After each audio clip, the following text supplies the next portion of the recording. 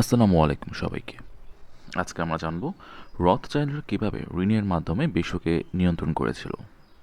সাল 1743 জার্মানির ফ্র্যাঙ্কফুর্ট শহরে আমশেল মোজেস বাউয়ার নামে একজন স্বর্ণকার একটি মুদ্রার দোকান খোলেন। দোকানের দরজার উপরে তিনি একটি চিহ্ন ঝুলিয়ে দিয়েছিলেন। চিহ্নটি ছিল একটি লাল ঢালের উপর রোমান ঈগল। স্থানীয়রা একে দ্য রেড শিল্ড ফার্ম অথবা জার্মান ভাষায় রথচাইল্ড নামে ডাকতে শুরু করে।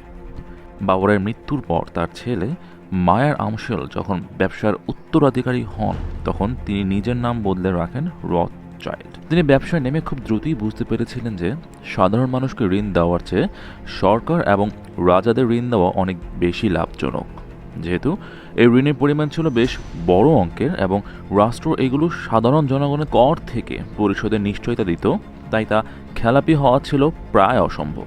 মায়া রথচাইল্ডের 5 ছেলে ছিল। তিনি তাদের প্রত্যেককে অর্থশিল্পে শিক্ষিত করেন।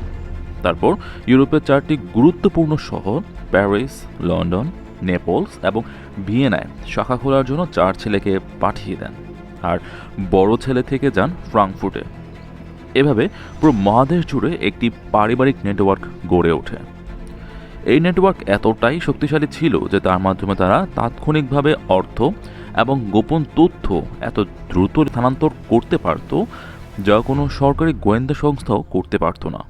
যুদ্ধের উভয় পক্ষকে সমর্থন এবং অর্থায়ন করত তারা।